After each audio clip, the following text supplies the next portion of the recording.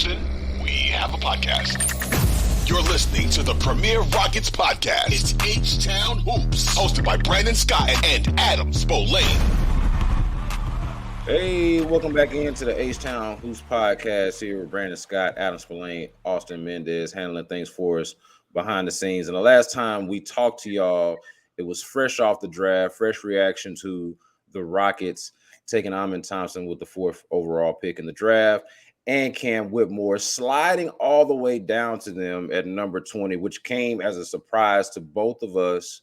We were on Whitmore, what we deemed, I should say, Whitmore watch around the 10th. Once he slid past the 10th or 12th pick, we were officially on Whitmore watch. So we gave you our live reaction to that. But since then, of course, Adam Spolane has had a chance to talk or at least speak with the draft picks, Ime Udoka, the head coach, general manager Rafael Stone, after they introduced them earlier this week, and we will get into all of that. But we've got to lead the show off with the news that James Harden is going to opt into his contract. And by the time you guys hear this, it will already have happened. But James Harden is expected to opt in to his contract with the Philadelphia 76ers, but be traded as well, which is the caveat and the surprise here, because for me, Adam, and I want to get your thoughts on it, but my immediate thought was, and always has been actually, that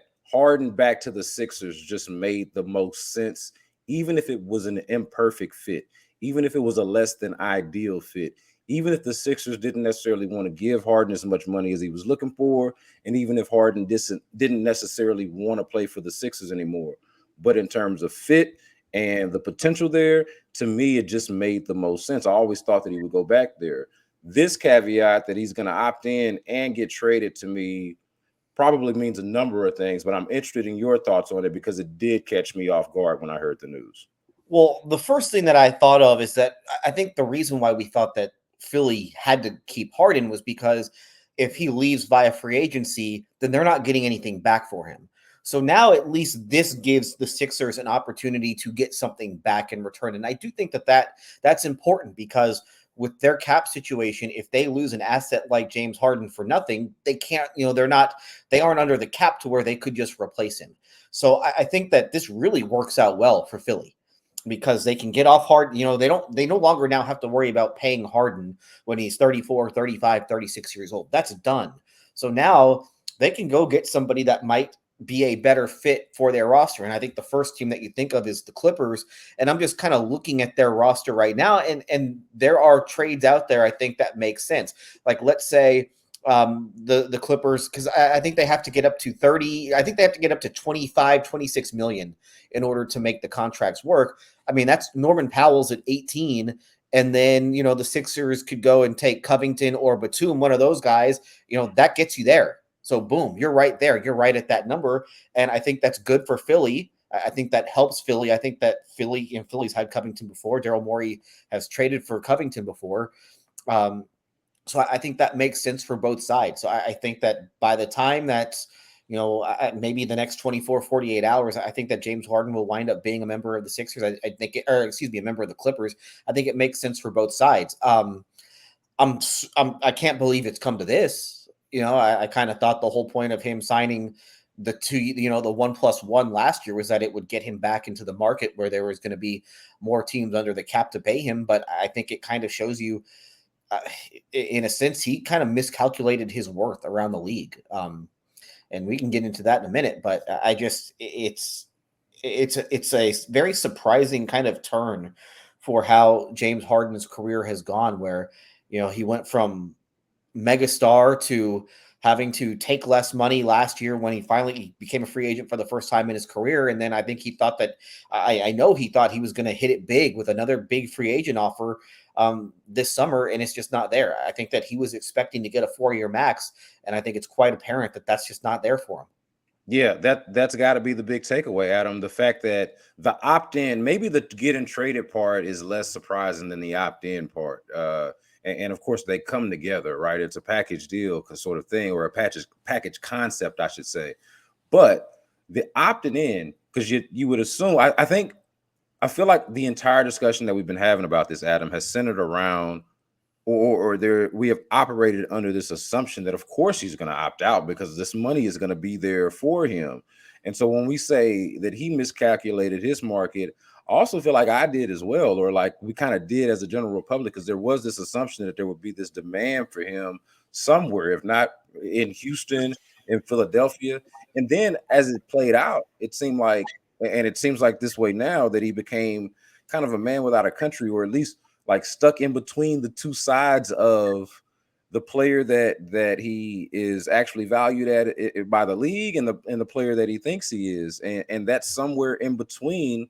That's somewhere right about what he's gonna make in this opt-in deal. You know what I mean? Like there was this belief that he was just gonna be worth this money. You know, that this money was gonna come there, and we operated under this assumption, and it just was not there. That to me has got to be the most shocking part of it.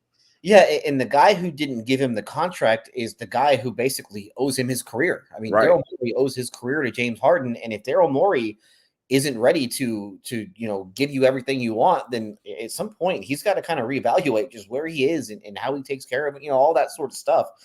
Because I think that this should be kind of a rude awakening for him at this point. I mean, this is now 2 off seasons in a row where it just hasn't been there for him. For whatever reason, the league just has not valued him. And think about this. Almost 3 years ago when he first asked for the trade from the Rockets, they offered him 2 years, $103 million. They offered him that extension. And obviously he didn't take it because I think the assumption always was, well, I don't have to take this because the money will be there in 2 years when I do hit the market. It wasn't there. And so basically this 2-year, whatever it is, $68 million contract that he now is going to have to play through with the Sixers, it would have been 2 years, 103 with the Rockets. So he cost himself $35 million. He could have just signed that extension when they offered it to him and played out that first Silas year in 2020, 2021, and then asked for a trade, and he'd have the money. He'd have $35 million more dollars and a whole lot more. He would be in a whole lot different situation now. But that's just kind of, he miscalculated the whole situation, and he's still fine. He got plenty of money, but yeah, 35 million is 35 million. And well, then on top of it, Adam, think about it like this: like it was. So what was it that he signed for? 2 years and 68. Yeah, 2 years, 68. It might be 68 point something. Yeah, but like, so let's round up. Let's round up and just call it 2 years, 69 for the thrill of it. And the the punchline here is they're going to end up, or let's say they might end up signing Fred VanVleet for 2 years, 80. Mm-hmm. Like he's going to end up getting less than within a, let's call it a 2 year span here. He's going to end up getting less than Fred VanVleet in the market from the team that he was hoping to go to and the team where he made his name. And to your point that you just made earlier, not even getting it from the money that he thought he was going to get from the one guy that's got the most belief and the most invested in his own legacy in this guy. Yeah, and also by opting in, he doesn't, the Clippers won't have bird rights on him either next year. So they'll have early bird rights, but they won't have full bird rights because it's only it's only the 2-year contract. So yeah, it's kind of an unfortunate turn for him. I will be very interested once we move further along why the money wasn't there from Philly, because I just always assumed that it would be, and just because they couldn't afford to lose him. But it's really just an interesting turn of events, because I think that he always knew he wanted the money, but I think that he knew that, okay, if the Sixers aren't there, the Rockets will be there, and the Rockets just weren't there for him. So, or at least that's the appearance right now. So it's just a very interesting turn for how this is all shaped out, because I thought the money was going to be there for him. I really did. And, this is now back-to-back off seasons where, 2 years ago, that after that first year with Philly, he was hurt and they didn't go there with him. And, they kind of played it off as, well, he sacrificed a bunch of money so that they could sign PJ Tucker and sign Daniel House and sign Montrezl Harrell. Well, he took less money because there was nothing else out there for him. So he really didn't have much of a choice.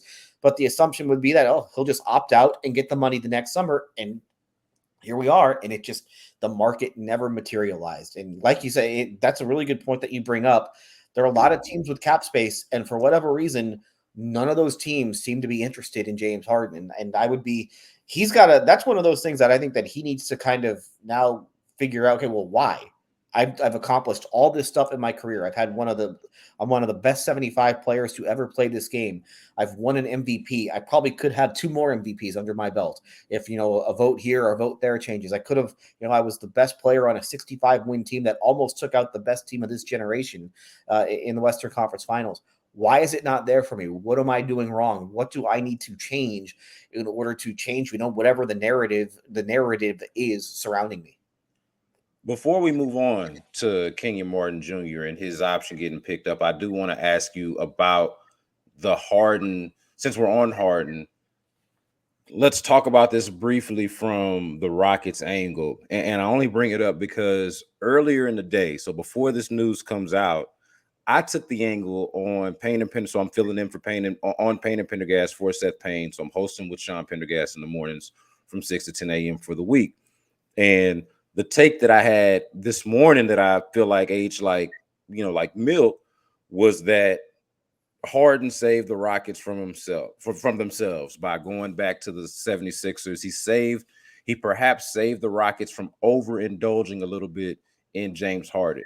I thought that there was reason to be interested in James Harden or reason for interest in James Harden. And I legitimately believed, and I think you and I agreed on this, that James Harden could help them from a basketball perspective. Now, the off-court stuff, the interpersonal stuff, the leadership stuff, I get why all of that stuff is question mark. I didn't feel like I could speak to that as much as just to say, hey, him as a basketball player would be a plus for this team.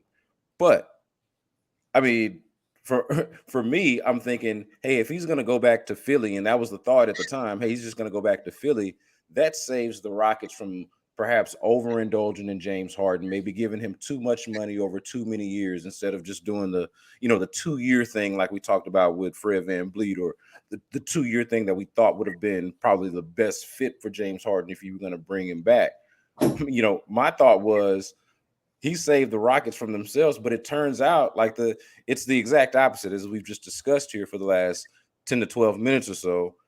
It's not that he saved the Rockets from themselves. It just turns out that this wasn't his market, or what we thought his market was just turned out not to exactly be. So, I saw some people giving credit to the Rockets for not doing exactly what I mentioned, for not overindulging. But what do you think about this from a Rockets perspective, this whole Harden thing not materializing, whether it's a good thing and what the best pivot is, if that's even the right way to put it, depending on how deep you thought the interest was to begin with. But how do you think about this from a Rocket standpoint? I think there was certainly interest, but I don't know if it was the word that I had somebody use to me in that front office was they were a little conflicted, because I do think that they wanted, like I said, they were certainly interested in bringing him back, but at what cost? And so if he was going to say, hey, I want a 4-year max, I don't think there was any way that they were going to do that. I think that they kind of understood where he was and where they were as an organization. It really didn't make a whole lot of sense for them to go that route. Now, if you would have said 2-year max, then I think the conversation changes. And I think, you look at 2-year max is essentially, it's not quite I think it's a little bit more than what they might be going for with Fred VanVleet, if that's the direction that they go in. But it's not much more. I think that is a little bit more feasible. And I don't think they wanted to go more. You're seeing a lot of 2-year contracts with them right now. That's what they're kind of being linked to at this point. And part of it is, I don't know if they wanted to go above 2 years for a lot of these guys, because that's when the rookie extensions start to hit with Jalen Green and Alperen Şengün. And then all of a sudden, especially with the way that the new CBA is working out, and if you're kind of into that second apron, and that can get a little scary, both in the penalties, both financially and just how it kind of hamstrings you when you're building out your roster. So that's why it kind of feels like they're not going to go more than 2 years with a lot of these guys, unless, kind of depending on where the money is. But so I think that they always in there, this is kind of my way of saying, I think always in their head as an organization, they were never going to go to the 4-year max route that I think some people might have been worried about.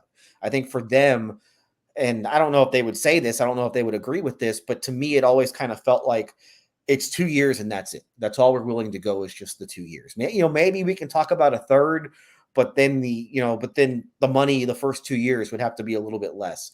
So I would be, once this is all said and done, and once this gets wrapped up, and once a trade to wherever happens, whether it's the Clippers or Phoenix or or wherever, I think we'll start to get a better feel of what the Rockets were willing at the number that the Rockets were willing to go to and what Harden in the end was demanding. But it does come off a little bit strange, and it might just show you that the Rockets' interest just completely fell off the table by the fact that he just took the 35.6 or whatever it is for next year. And it's going to be hard for him to probably make much more than that if he does get another contract. So to me, it made a whole lot more sense for him to just take a 2-year deal somewhere, whether it's Houston or somewhere else.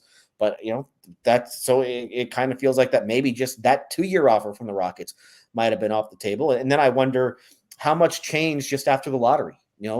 Were they kind of all in on Harden, and then, they wound up with the 4th pick instead of the 1st pick or the 2nd pick or the 3rd pick, and then maybe they felt like their need changed. So it's a really interesting, like I said, it's a very interesting turn of events, because this is not something that I would have expected to happen when we start. We've been talking about this since December.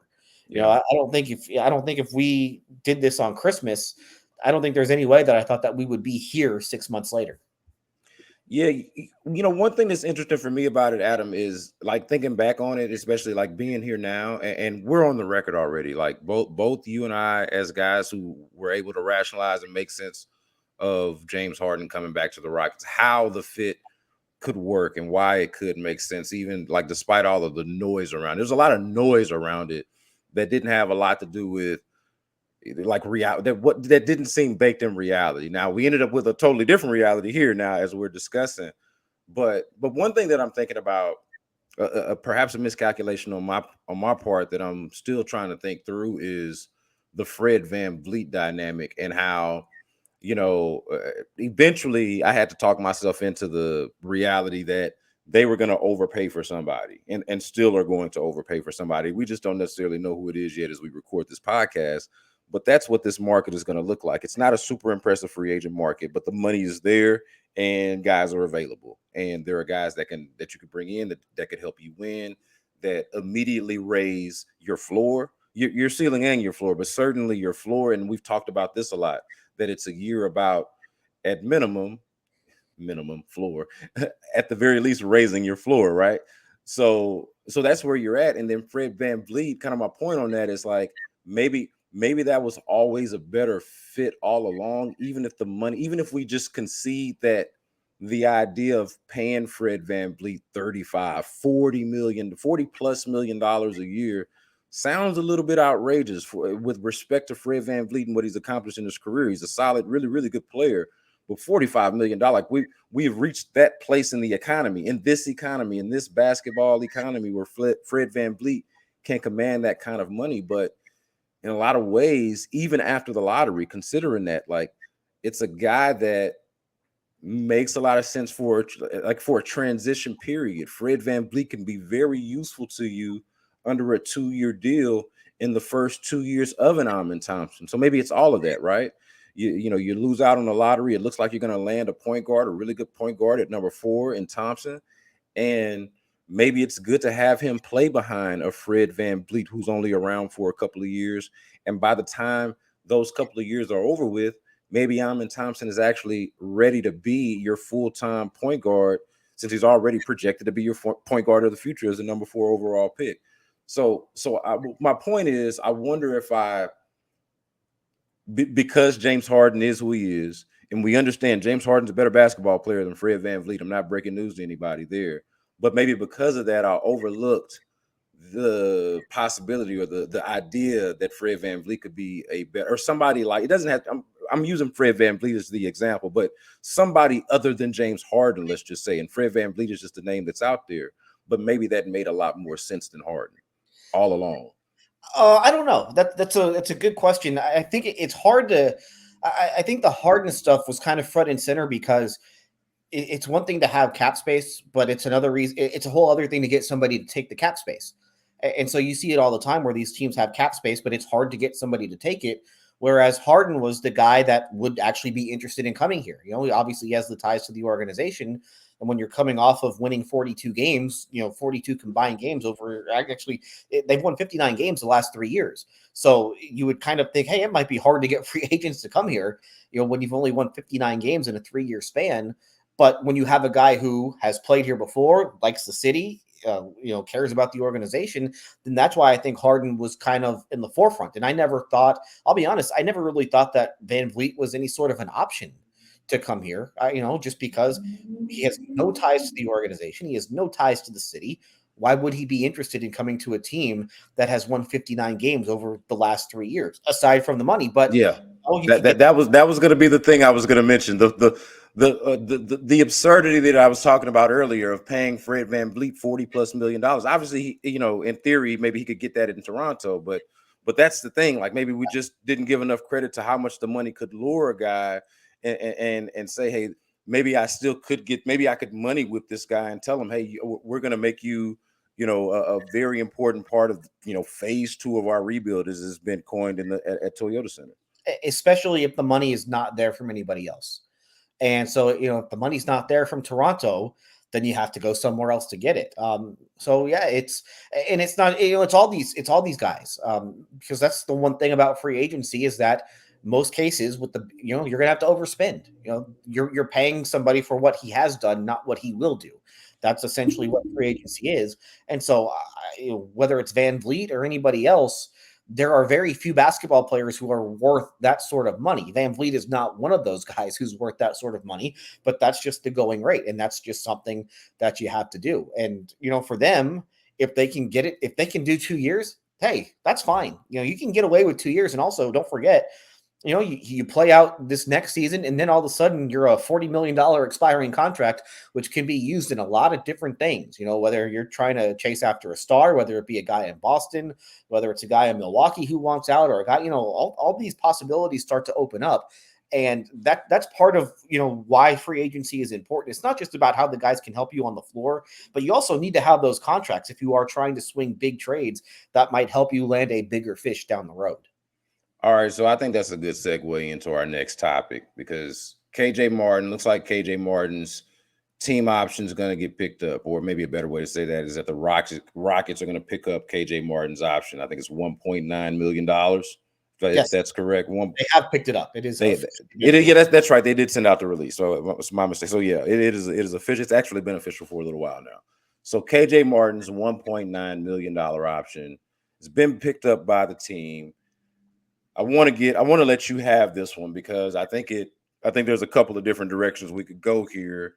Whether it means he's gonna, like, does this mean he's gonna play out the year, or is he still a prime trade candidate? It feels like he's still a prime trade candidate to me.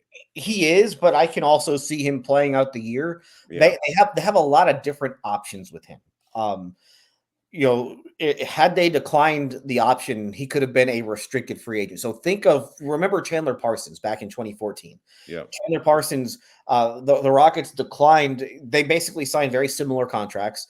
So had the Rockets picked up Chandler Parsons the last year of his contract as a second round pick in 2014, he would have been an unrestricted free agent the next summer. Instead, the Rockets declined it, kind of hoping that they would be able to get some sort of a deal done with Parsons in restricted free agency. Dallas came in over the top, offered him a big contract. The Rockets just declined to match the offer sheet, so they had to let him go. So that was kind of the boat that the Rockets were in. Now, again, they do have options with Martin, because they can let him play it out if they want. They can let him play out the season. He can go into unrestricted free agency. They could work out an extension. They still can work out an extension. Like, they can still get that done. But they were pressed up against the clock. And so obviously I imagine the team and Martin entered into some sort of extension talks before they decided to pick up the option. And if there was no deal, hey, there's no deal. But you still have time as the season goes along to try and work something out. Now, if they can't, I do think that Martin is a prime trade target, just because one of the big hurdles of getting some trades done at the deadline or before the deadline or whenever, it's that you have to try and make the money match up. Well, KJ Martin will be making $1.9 million next season. It's very easy to match that up. You don't have to, throw in a bunch of, big contracts in order to make that work. For the Rockets, they don't have to try and take on, a $10 million contract in order to make that work. So it makes it very easy to trade somebody like that. And it just gives you more and more options. Instead of, we saw this with Eric Gordon. There might have been 4 teams that could have fit that had the contracts to make an Eric Gordon trade work back last February. That won't be the case with KJ Martin. You can go basically every team in the league, all 29 teams will be able to find a way to fit KJ Martin, into some sort of a trade.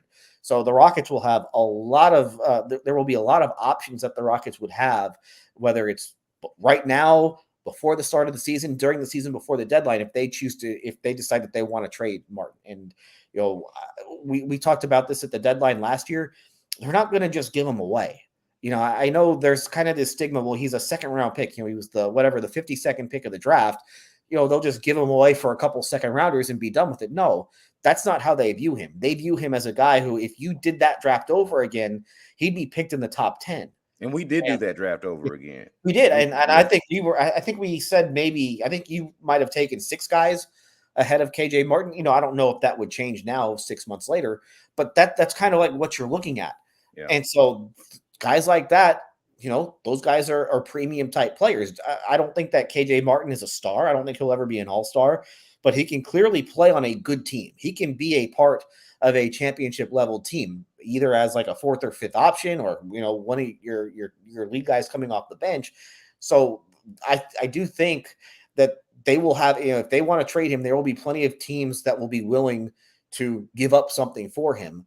Now the other question is, well, why would the Rockets want to trade him then? And part of it is just some positional redundancy. Yeah. You look at the position that he plays, and Jabari Smith can play the 3 or the 4. Martin can play the 3, 4, 5.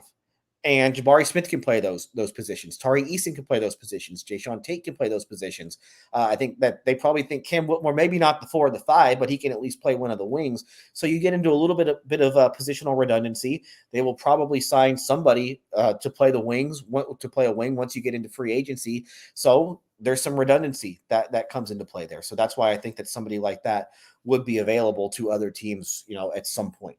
Yeah, the last part of it, the positional redundancy that you mentioned, was actually what I was going to ask you about, because what I'm trying to key in on here is where should KJ Martin fit within this Rockets young core, this Rockets ecosystem of young players now that they've accumulated, because I think that he's right there among them of the most.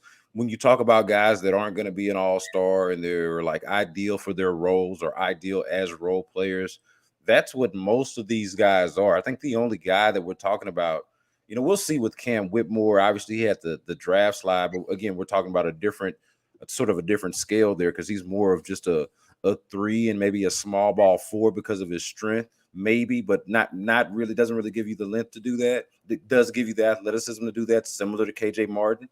That's probably the biggest positional redundancy or player profiles, right? Like Cam Whitmore, I feel like, and I love KJ. I think he's been fantastic over these last few years. But Cam Whitmore kind of projects as like a better version of KJ Martin, I think he's got a little bit more, in his offensive bag, but a similar athlete. You think that's maybe a stretch? I think the big difference is that I don't know if Whitmore can play like the 4 or the 5. Yeah, that's fair. And I do think that, KJ was basically a power. He's basically, I think, a 4 and 5 when he first came into the league, and then he kind of developed into being able to play the 3. So I think listen, Whitmore is very, very young, so he could kind of develop this kind of the same way that Martin developed. But so I do think that right now at 22. Martin has a little bit more versatility in him than Whitmore does at 19, 20, whatever he is right now. And also, I do think one reason why you might want to keep Martin, at least for the start of the season, and part of that to me is just that he knows what he's doing. Yeah. And having guys who know what they're doing, I think, is valuable, especially on a team that is full of 19, 20, 21-year-olds who have been in the league for 1 or 2 years. At least, Martin's been in the league for 3 years, and he was kind of the guy who would try and figure stuff out on the fly, with these guys on the floor. So I do think that there is some value there. But, if they get blown away by an offer, then you kind of have to take it. Yeah. Yeah. That's where I'm at with it. And kind of to bring it back, like I would I would support the idea of keeping KJ. I think KJ Martin is a player that could help any team.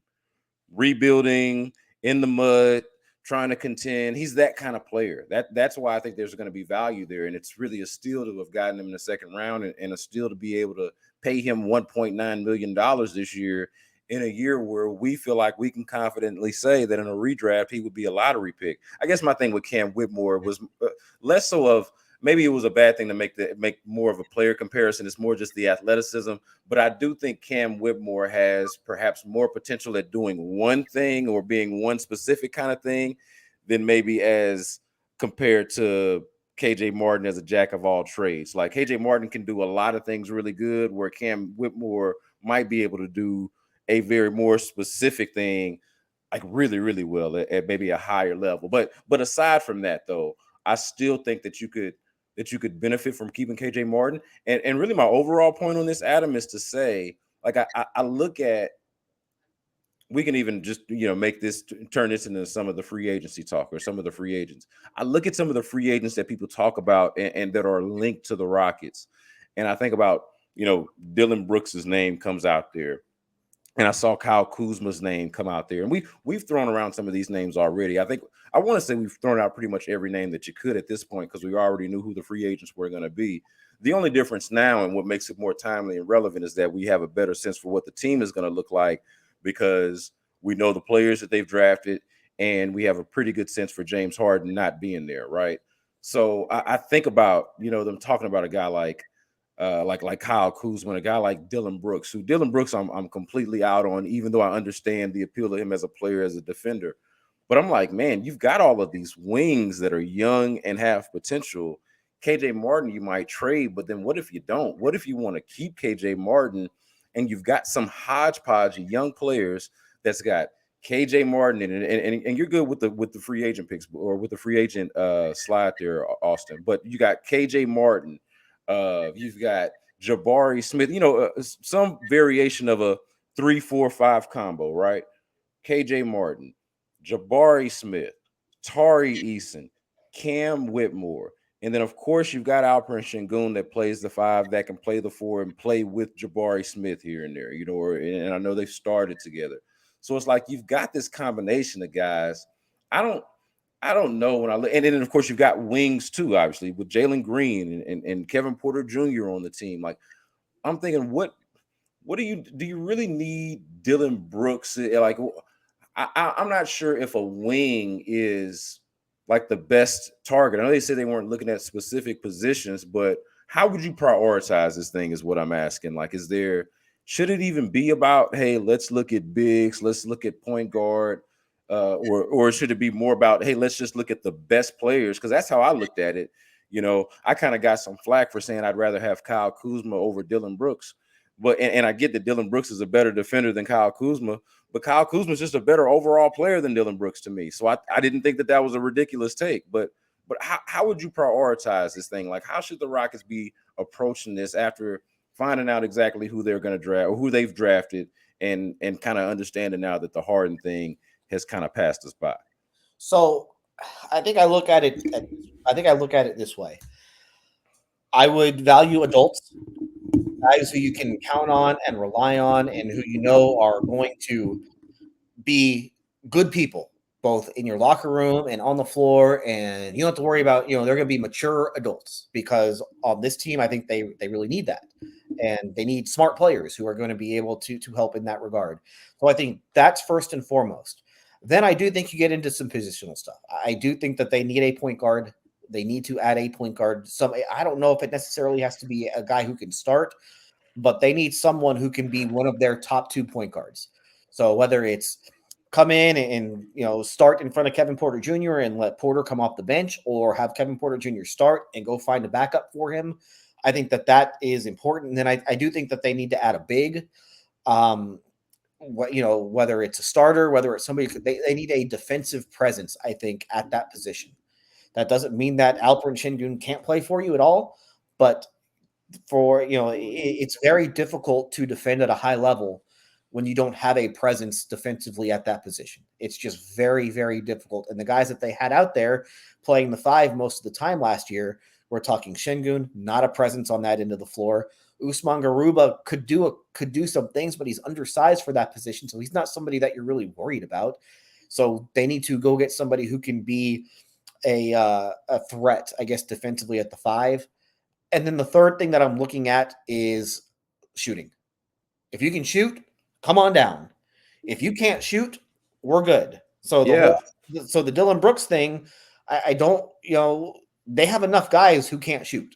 Like, thank you, Adam, my man. This is why you are my guy. I'm like, okay, am I crazy here that we want to and allow me a moment here, Adam, because this Dillon Brooks thing, I'm like, okay, I understand that Rockets fans are desperate for players that they know have played meaningful basketball and some winning basketball, and we've seen Dillon Brooks in some key moments. I get it, and he's been a productive player. I get it, but Dillon Brooks, two things about him: can't shoot and doesn't necessarily have the self-awareness, or doesn't seem to have the self-awareness to understand that or to know that.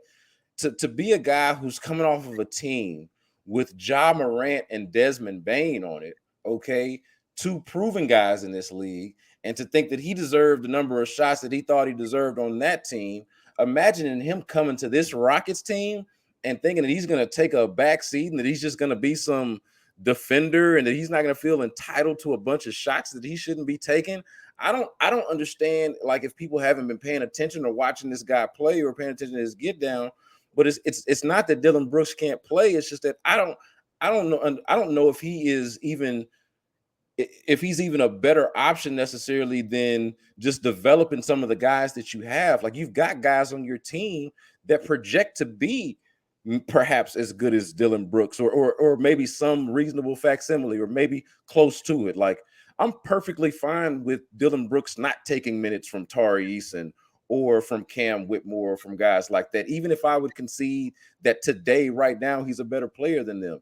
Like, thank you for saying that, the part about the fact that he does not shoot well, and this is a team that did not, last time I checked, shoot well. Here would be, and I agree with what you just said, but here would be my other concern, I guess, with Dillon Brooks.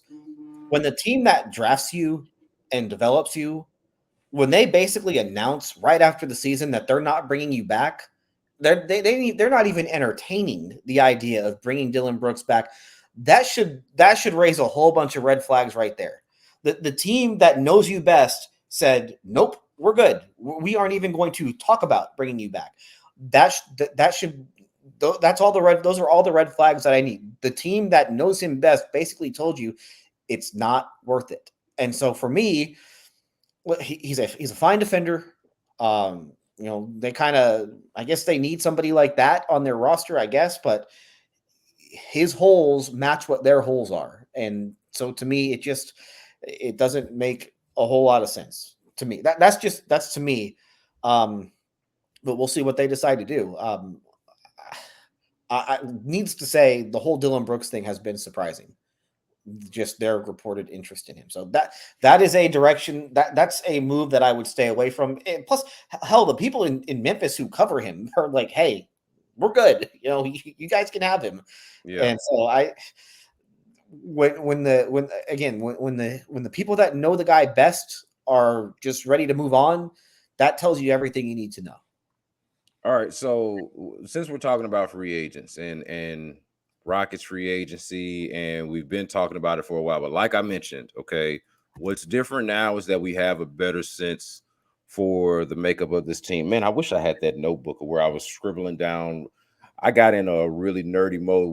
We didn't do this podcast as early as we had planned to earlier in the week, but I have been like scribbling notes of lineups and rotations and who's left. And since we mentioned it, we didn't get to this news item, but along with the KJ Martin extension, or I'm sorry, not extension, but picking up his option, I should say, they also decided to cut ties with Daishen Nix. We should mention that at the very least. And I say that to kind of bring us back into our free agency conversation.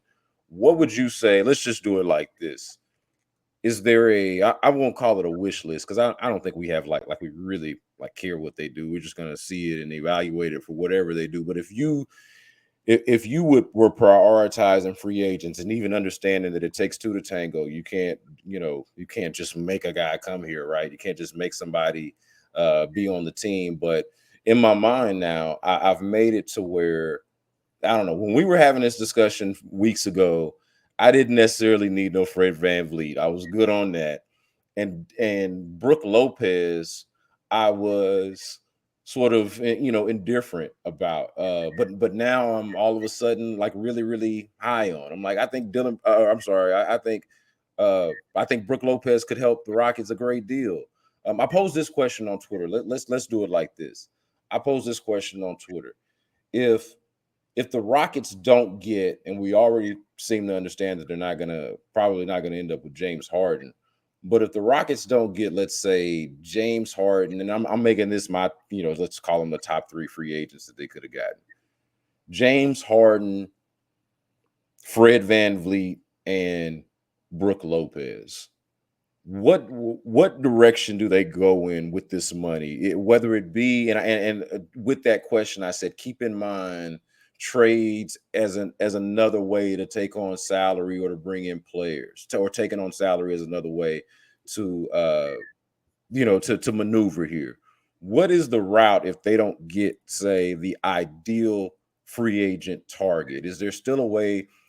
My point is, I feel like while this isn't a free agent class that's super top heavy, that has that star that you just gotta go get, it does feel like there's some depth here of at least players that can help you play winning basketball. And as you and I have talked about a lot on this podcast, start to play more meaningful games. How would you approach that? So I think that you absolutely have to go after a point guard. So if you miss out on VanVleet and Harden, I would hope that they don't take the meeting with Kyrie Irving, but we'll have to wait and see on that. Then there are other point guards that you can go to. I think Gabe Vincent would help them. I think that he could be somebody that you could target. Obviously, it would not certainly cost as much as somebody like VanVleet, but I do think that's somebody that you could look at. If you wanted to go a little bit cheaper, Pat Beverly, Austin Rivers, guys like that. Again, those aren't sexy moves. Those aren't moves that are going to put you over the top, but those are professionals who know how to play. And again, that's also what they need. So not only do they need good players, they need guys who can simply help them. So I don't think that if they miss out on all their top targets, they don't have to go and spend all that money. Like you said, you can use that cap space for other things. If they miss out on Lopez, I really like Jakob Poeltl. He is not a sexy player. He does nothing sexy on the floor. He is not going to blow you away with anything, but he is a pain defensively. Like he's just in the way. He is always in the way, and they know it because they played him. Yep. When he was with the Spurs, we just Rockets fans should know, and the Rockets themselves should know that firsthand, right? He's not a shot blocker per se, but he is a rim protector. Plays big. Big is probably the best way to put it. And I think he's a little bit more skilled than people give him credit for. So if you don't get Brook, and he's not gonna shoot. I mean, I guess that's kind of the one thing that you miss with him is that he's not the shooter that somebody like Brook Lopez is. But man, he's a whole lot younger, and so I think that you kind of have, if you need defense on that end of the floor, then that's somebody that could be helpful. I don't know if he could play with Şengün, but you try and figure that whole thing out later. So somebody like Poeltl, I mentioned, Gabe Vincent, who, if you really want to, save some money, then you go the Rivers and Pat Beverly route. I think Rivers for sure would probably be interested in coming here. So there are other ways that you can spend your money, but then you can also be a little bit, you can be predators with the cap space. And there are going to be teams who are going to be looking to get off of contracts, and you can help those teams out. Like we're talking about Philly trading Harden. Well, what if they want to create cap space by trading Tobias Harris? That would make some sense for them to where, hey, maybe you do KJ Martin for Tobias Harris and a future first round pick. That if you're the Rockets, you might be able to hold out and get a little bit more, but it makes sense for Philly because they get off the Tobias Harris contract. They also get a trade exception. And so they create a little bit of cap space. They get the trade exception. And so now they have a few more ways to make their team better. So there are going to be teams that either are trying to create, like the Knicks with Evan Fournier. Evan Fournier is not going to help the Rockets, but if you can, if you can carve him into your cap space and get a couple, first round pick or maybe a couple first round picks or an asset here, an asset there, then again, that's a way to use your cap space moving forward. So spending the money, yeah, that's certainly an option, but there are more ways to skin this cat. You have the 66 million or whatever it's going to turn out being. You have so many options with that if you do miss out on your target. So if you don't get Fred VanVleet, that doesn't mean you have to go pay $80 million for 2 years for the next point guard on the list. You can be a little bit more creative with this. So I guess my fear with them would be they feel like that they have to spend the money. You don't have to spend it. It's good to spend it because you need to get better next season, but be smart about the way that you spend it. Am I crazy for having already envisioned them playing? I feel like they could play winning basketball with Fred VanVleet and Brook Lopez. And I know I asked you about what should they do if they can't get those guys, but I want to kind of explain why I've sort of sold myself on that fit. It's because, first of all, with Fred VanVleet, I think he's, a professional winning point guard, perhaps not worth $40+ million, but worthwhile on your team nonetheless. Like worthy of having on your team, can get you close to 20 points a game, and certainly run your offense, and is an adult in the room and brings that leadership would fit, I think, the exact type of culture and set the exact type of tone that this team either is or at the very least should be trying to set. So I'm all for that. That's the thing with Fred VanVleet. But then with Brook Lopez, I was able to sell myself on that too, because I do think he could play with Alperen Şengün. I've seen a lot of conversation of, hey, I don't know if I'm interested in Brook Lopez unless he's willing to come off the bench, and I wouldn't be feeling comfortable watching Alperen Şengün come off the bench behind Brook Lopez, and I don't think Brook Lopez will be comfortable coming off the bench for Alperen Şengün and all of this kind of stuff. And I don't know, maybe not, but I'm not like super opposed to those guys at times, at least, being on the floor together. The issue comes where, like, neither of those guys do you really want doing a whole bunch of guarding on the perimeter. And so, ideally they would be guarding the same guy. So who do you hide and how do you hide them, right? Like it becomes a numbers game defensively of, hey, they just probably can't play together defensively, even if they work beautifully together offensively. But that's the part of it I've been able to sell myself on is, Şengün in the high post or in the low post or just doing Şengün things. And then Brook Lopez just kind of hanging out at the basket, finding himself around the rim, putbacks, just being big. Brook Lopez has always done a good job of being very tall and shooting. And then on the defensive side, he can be your big, but then what exactly are you doing with Şengün? Because normally you hide him on a big, or an ineffective wing, or hopefully there's a 4 out there that's not a scorer. It just doesn't really work defensively, really. It's kind of harder to do. But I still sold myself on it anyway. Am I crazy? Am I ridiculous to think that these guys could at least in spots play together? And at the very least, maybe tell me this. This is another part of the question, a branch off the question. Jabari Smith is kind of a wild card here. Like, how versatile is he exactly? Like, is he a guy that can really play at a high level all the way from the wing, from 3 to 5? Or is he really just a 4, small ball 5? How much 3 can he play? Like, I don't know. Like, I'm wondering if he is as versatile of a defender as you hope he is, and then Brook Lopez can guard your big.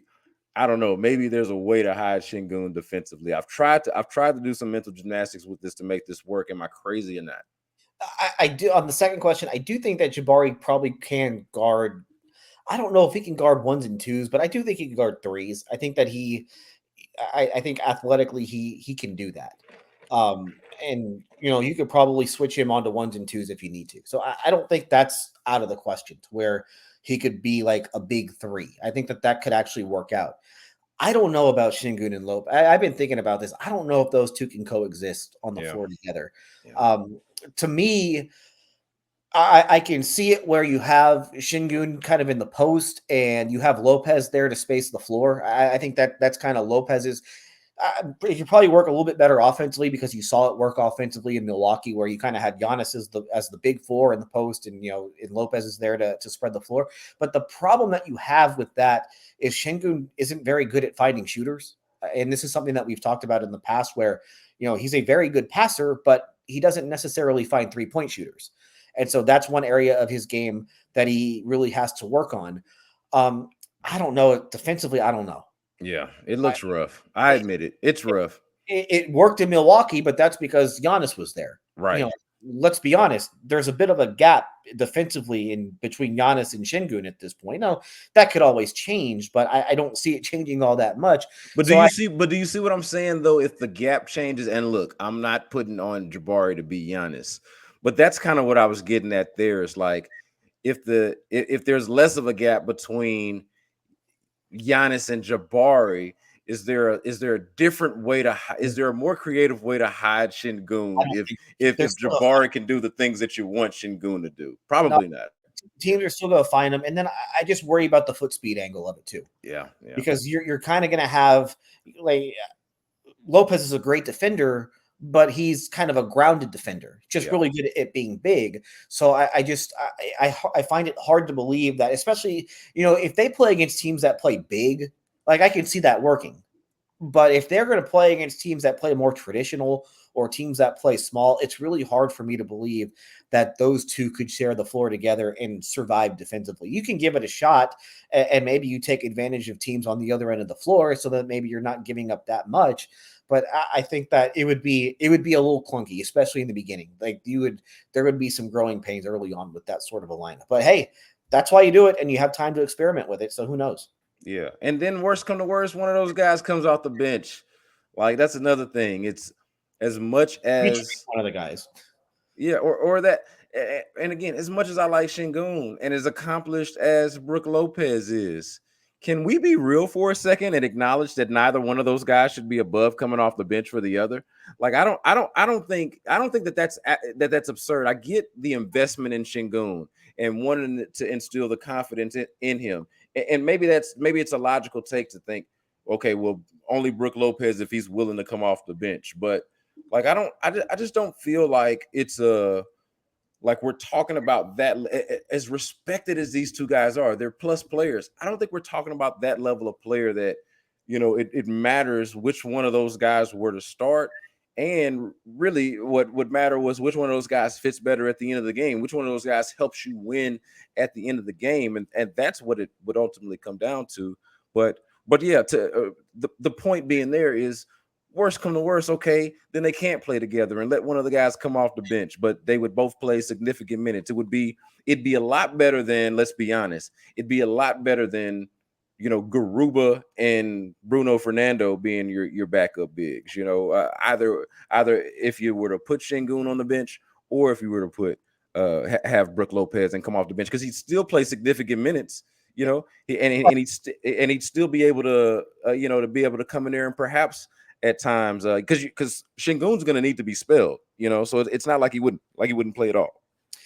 The only thing is, if I'm Brook Lopez and I was the starting center on a championship team a couple years ago, and I'm starting center on the team that finished with the best record in the NBA, and I've accomplished what I've accomplished in the league, I'm not going to a team that has won 59 games the last 2 years and playing behind a 20-year-old center in the second year. I'm not coming off the bench for that. Yeah. So, well, it would only have to be if they money whipped him, right? Like, there's, I don't even think that he would say, "Hey, I'm coming off. You could give me a full 4-year max. I'm still not coming off the bench. I don't care," because there's probably hell they were starting Daniel Tice.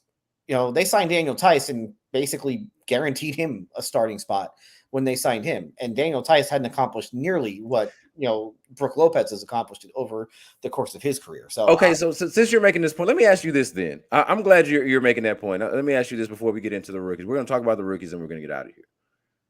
But let me ask you this then on Şengün. Let's get uncomfortable for a second. Since the guy's not a two-way player, since he doesn't really play, and hopefully he improves on defense, and I think he's made some strides, and we'll see how things go in year 3. But since the guy isn't a two-way player, he's just kind of a really unique offensive player and really fascinating offensive player in a lot of ways, especially on a team that hasn't had a lot to cling to. Let's just put it that way. Is he above coming off the bench? Is he above being benched for Brook Lopez? As Brook Lopez is as accomplished as you mentioned, like you didn't say anything incorrect. Brook Lopez is a champion. Brook Lopez has played winning basketball for a very long time. Brook Lopez plays on both ends of the floor. Why exactly, as much as I like Şengün, why exactly would he be above coming off the bench for Brook Lopez? He shouldn't be. I mean, and I think that was one of the mistakes that they made last year, was basically saying you're our starting center. And what happened? He came into camp out of shape and he wasn't ready to play. And he was so bad that they started Bruno Fernando over him the first 2 games of the season until Fernando got hurt. So I don't think and this was a point that Ime Udoka made on Monday. Like, we're not just handing out minutes anymore. Like, you got to actually earn your minutes at this point. And so that goes for everyone. And if you are Alperen Şengün, and this is the thing that I am most interested in seeing once we get into September and the start of training camp. I want to see what type of shape Alperen Şengün is when training camp starts, because this was his issue last year. And we haven't talked about it on this podcast. I've talked about it on other podcasts. He wasn't ready to play. Like, he came into camp not ready to play, and he was bad, like flat out. And we've definitely talked about that on this podcast. But when I say he was bad, I'm like selling it short, like how bad he was. And so that's why he did not start. That's why he was coming off the bench to start the season. The hope is that he learned his lesson from that, and I don't think he has any national team commitments.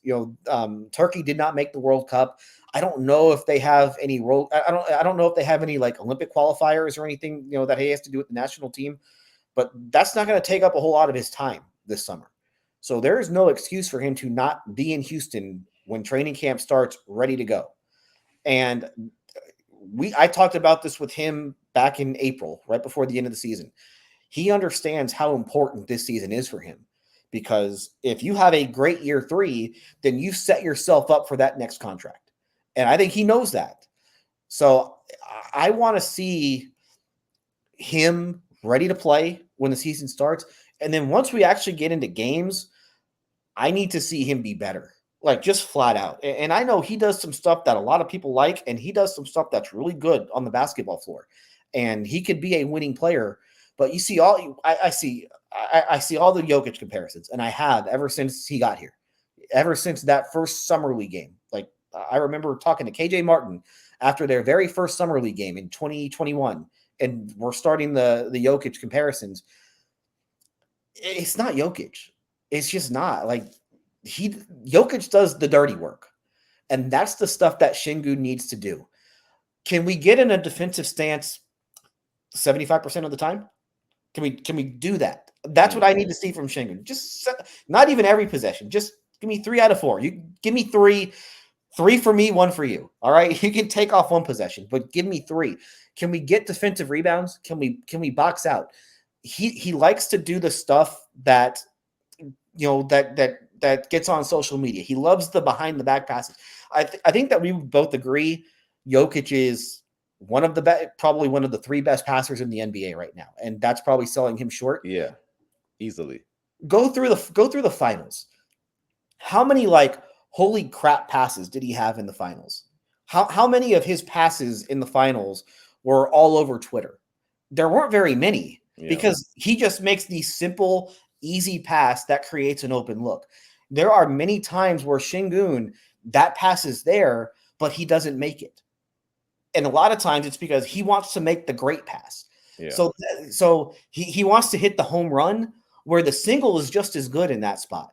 So these are the improvements that I really need. And I hate having to do this because I hate having to pick on the guy because I like him. But you're right. Or because if it's not the pass, or he'll do an unnecessary pump fake, and he's trying to do some of his some of his post moves that he's got. Like there's a very, I see what you're getting at. There's a very style over substance element.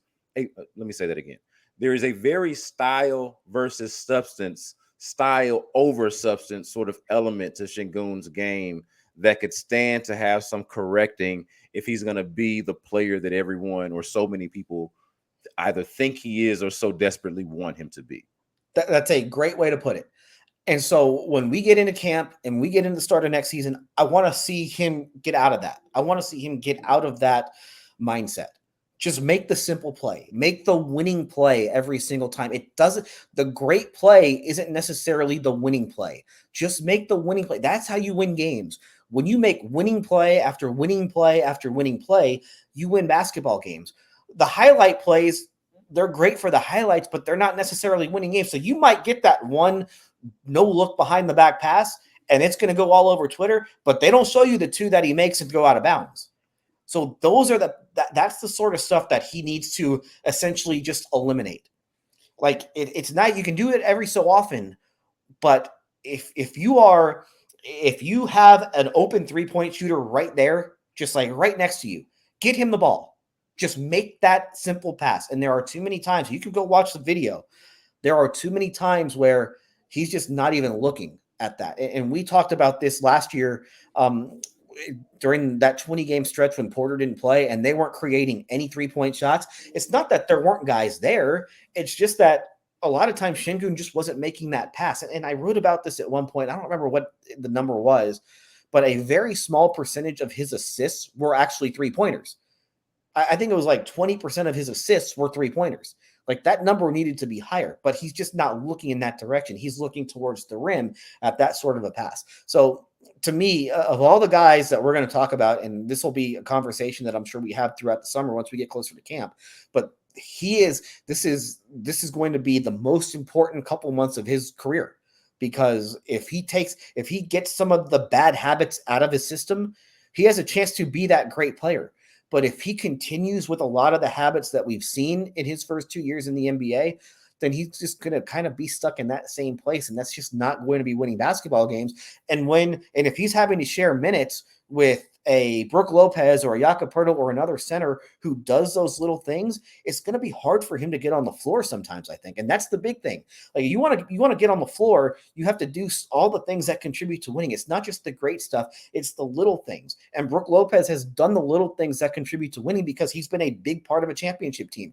Jakob Poeltl has not won at that same level, but he has done those little things that help you win basketball games. So if those guys are consistently doing that, or whoever they get, if they get a center from outside the organization, if those guys are doing those little things, then you need to do those little things. Otherwise, you're just not going to play. All right. So you were at Toyota Center earlier in the week when the Rockets introduced both Amen Thompson and Cam Whitmore. So I want to ask you about that experience, what it was like interacting with the key figures from that. Amen Thompson we'll start with. And let's do it like this. What were some of your key takeaways from the moment, and also just kind of overall big picture? How do you see his fit and expectations? I know we're talking about this without knowing exactly what they've done in free agency yet. So bear with me there on the question.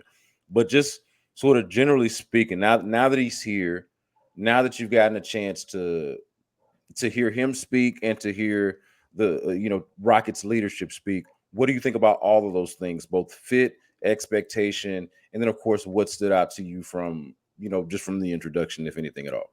I guess what stood out the most from the introduction is that none of the guys know how to say Rafael Stone's name. Yeah, I saw you tweet about that. Yeah, so I saw you tweet about that. You probably learn how to say the GM's name, but that's hell. The TV people were having trouble with it the first year, so he's not the only one. Well, and I wonder if Rafael's going to correct them either. Like if they how do they and they're young enough. Do they call him Mr. Stone? I don't know how. I mean, they called him Raphael during the press conference, so I'm guessing to his face they were calling him Raphael. I don't know. Raphael. Yeah. I don't think they're doing Mr. Stone. Got to learn the boss's name, I suppose. Yeah, I didn't gain a ton just from the press conference, because that sort of it's basically like a celebratory press conference, because you have these two guys who have worked to get somewhere there, for their their very young lives, and they've accomplished. It's a great accomplishment to get drafted by an NBA team because very few guys actually do. There are a lot of guys who play basketball from a very young age, to college, and very few of them actually get drafted by an NBA team. So it's an incredible accomplishment. So you're happy to. It's fun to kind of see the families there, and Amin Thompson's brother was there. The Rockets and Pistons kind of staggered when that's why the Rockets did theirs on Monday instead of Friday, because the Pistons introduced Asar on Friday, so Amin could be there, and so that allowed Asar to be at the Rockets press conference on Monday, and I think he probably talked to the media more than his brother did for his own team. So that was interesting. It looked like he just wanted to get out of there. But yeah.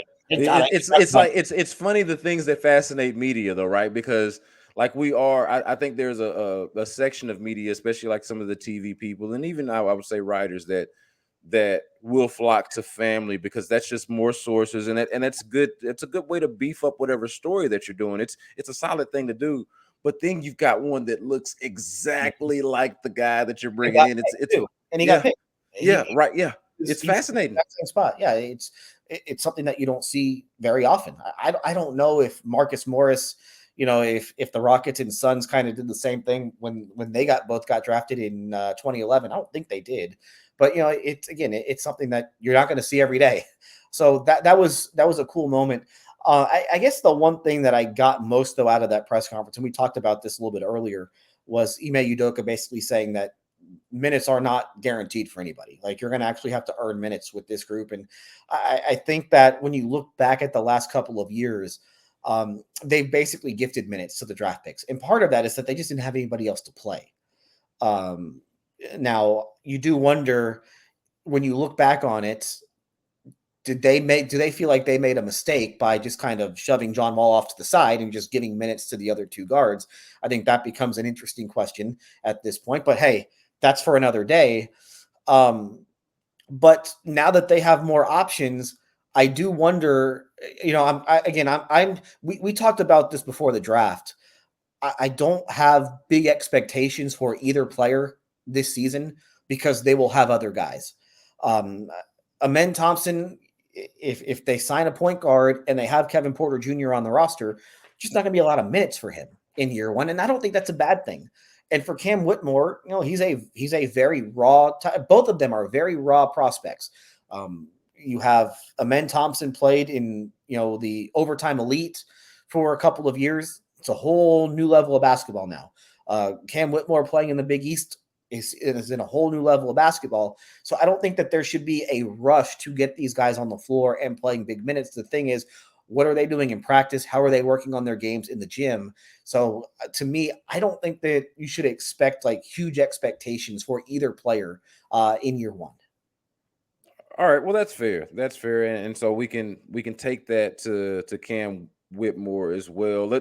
And the idea, it was the same question, fit and expectations. But let's do this question instead, because we did the draft show live together when these guys got picked. And so we talked about this already at the time, but let's just revisit it now, because that's really more so of the story with Cam Whitmore is the slide, kind of a two-part angle there of both the slide of Cam Whitmore, but then also the steal element of the Rockets getting this, top 5 to 7 talent in the draft at 20. What do you make of all of that? The reasons why Cam Whitmore may have slid, and we've just discussed some of them already again live, but now that we've had a week to digest it all, what do you make of both his slide and the Rockets being able to get him, and how they feel about the medicals and sort of just this opportunity to get a talent like that at number 20? Yeah, I don't know what to make of the slide. I don't know the inner workings of Villanova. I don't know that program at all. I read something earlier today. I don't know who wrote it, and I apologize to whoever wrote it, but kind of talking about how, the Rockets have Ed Pinckney on their scouting staff. Yep, I saw that same thing. Yep.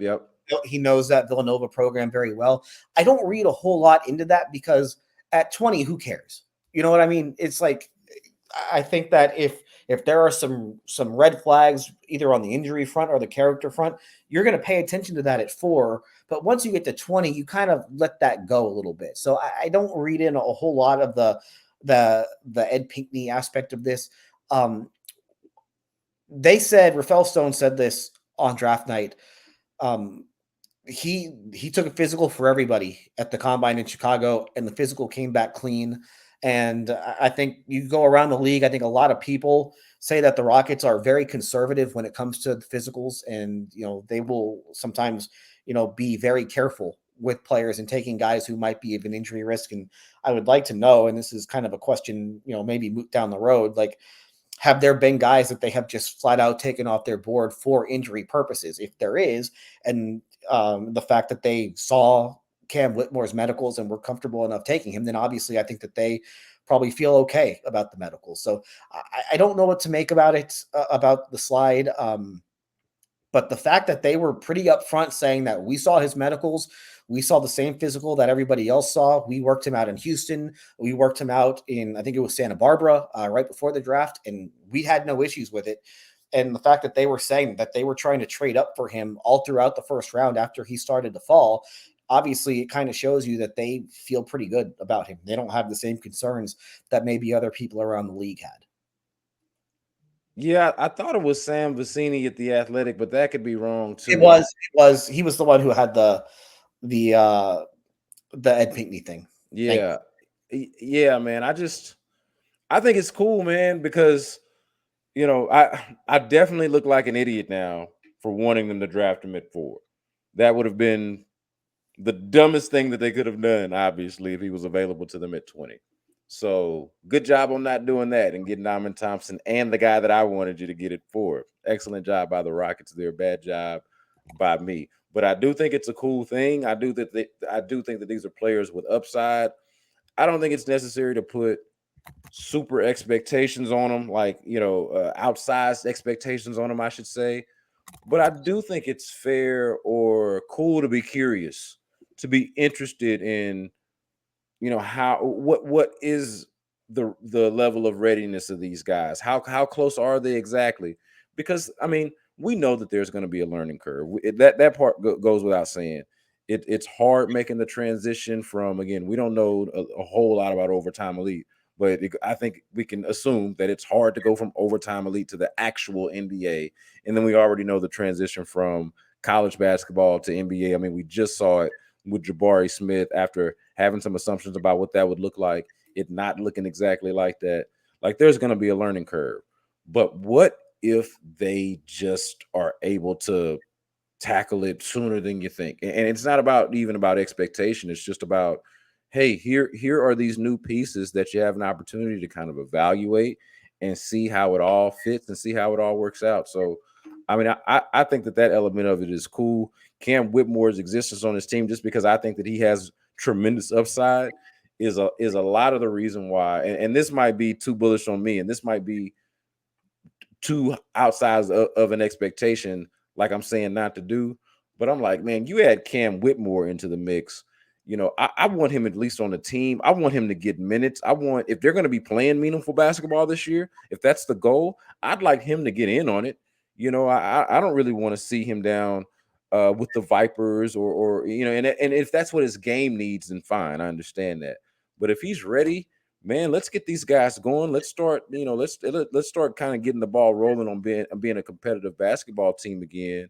And I think they got some really talented guys that could contribute to that. Now, with Amen Thompson, I think it's more of a, it's probably more of a learning curve because he plays that position that requires more thinking and more leadership and more training. And it's probably just a better idea to allow him to learn and absorb from a veteran. But hey, man, if they could just tell Cam Whitmore to just go out there and be himself, hey, just go out there and be a problem, because which is basically what he is. He's kind of I think, who called him a freight train? Was it Amen Thompson who called him a freight train? I believe so, yeah. I mean, that's about, I love, by the way, love the Thompson twins basketball nerdiness. Love them as for their basketball trivia that I've seen on social media, their sort of energy and enthusiasm for the game and its history and all of that. Like, these guys are legitimate basketball nerds on top of actually being able to play. I think that that's really cool. But I would also just co-sign Amen Thompson's analysis, his description of Cam Whitmore, a freight train, an athlete, big, strong. I can't believe he's as young as he is, to be as developed physically as he is. I'm like, this kid's 18, 19, whatever he is. Like, he looks like a grown man. I say, go out there, play whatever minutes that you can get, and and get some experience, man. I hate the idea of these guys just kind of sitting around like it's an apprenticeship. And if there's anything that I love about the the rebuild, or phase one of the rebuild, is that at the very least these guys did get to go out there and play and sink or swim. Yeah, but that sometimes though they say, I'm kind of the approach of I don't really care what they do year one, because first of all, there are probably going to be some guys ahead of them, but sometimes you're just not ready. And I don't think there's one way to do it. You know Yeah, what I that's mean? fair. I don't think there's like one way to develop somebody, because if you're not ready, then sometimes you get into some bad habits. Sometimes it just completely just ruins your confidence. And so you can kind of, it doesn't always work out by playing, right away. So if they go and sign a point guard, then I don't think there's going to be a lot of minutes for Amen Thompson early on. Just you look at the way the roster is set up now, Cam Whitmore is behind a bunch of guys. Yeah. And also he's the 20th, as talented as he is, he's still a 20th pick in the draft. So we've seen, just because you're a first round pick, it doesn't mean that you're just going to get minutes right away. Like, you have to, like I said, you have to earn those minutes. Yeah. So that's the big thing, is like, if they are ready to play, then they'll play. But if they're not ready to play, then they're going to, sit on the bench, it looks like. And again, it does, if Amen Thompson is getting DNP CDs for the first month of his NBA career, that's okay. It does not mean he's a bust. It does not mean he will be a bust. It just means that he's not ready right now, and there are other guys ahead of him. And that's how it should be. Like, you should be trying to win games, and if you're trying to win games, it means that you should have your best players on the floor. If that means the fourth pick in the draft is not on the floor, that's okay. It's not the end of the world. And that's what I would like pause people with, like, hey, just let everything just let it all come naturally, I guess is the best way to put it. Yeah, I think it's a smart and wise approach to temper expectations and to have patience with young players, especially though in this case, where in Amen Thompson's case, we fully expect them to pursue a player that could be ahead of him, right? We expect them to pursue and sign a guy. Now, it'll be curious if you look up and it's Kevin Porter Jr. is their best option at point guard, and then Amen Thompson sitting there, and they haven't really done anything to significantly upgrade the position beyond just drafting Amen Thompson. I think that presents an interesting just dynamic and question.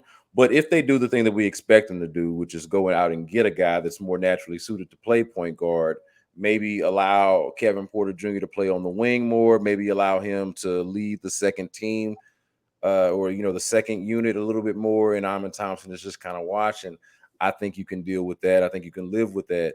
And then with Cam Whitmore, we already see where it exists, the positional redundancy that we've already talked about.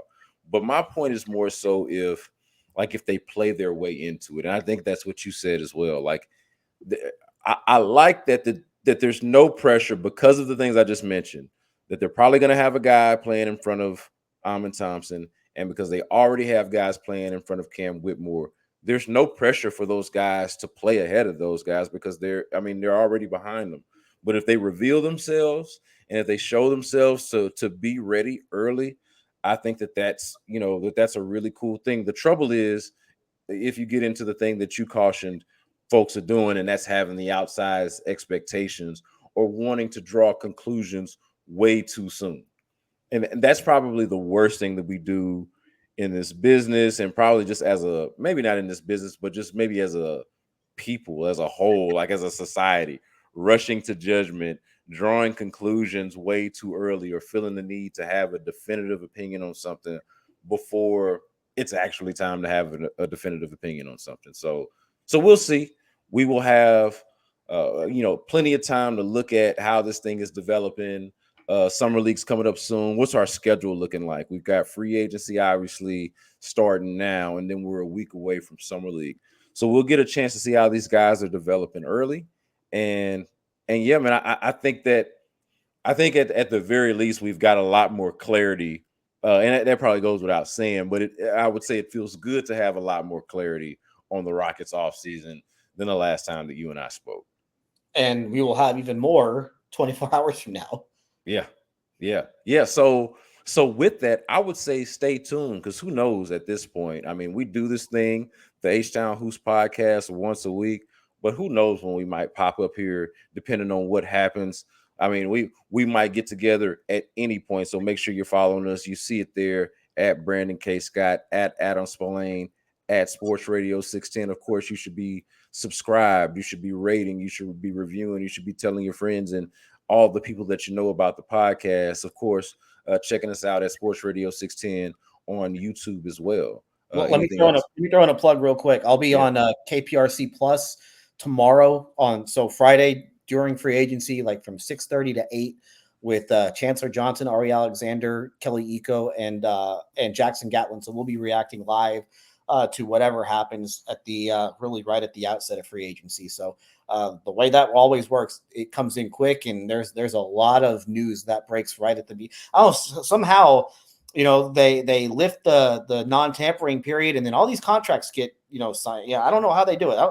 I got to give these lawyers credit for getting the contracts done and written out and negotiated, just boom, right as soon as the clock hits midnight. Yeah, that's why they pay them the big bucks, because they're able to just make those deals happen without doing any kind of tampering or talking ahead of time, any kind of planning or anything. Nothing. They just make it happen. That's really cool. But give them. So it's KPRC on Friday. Give them the time again, Adam. KPRC Plus from 6:30 to 8. It'll be me with Ari Alexander, Chancellor Johnson, Kelly Eco, and Jackson Gatlin. That is a who's who of sports media, and all-star lineup. I can speak to that personally because I know all the guys. So make sure that y'all are checking that out. And again, subscribe, rate, review, tell a friend. This is the H-Town Hoops podcast. Y'all be good.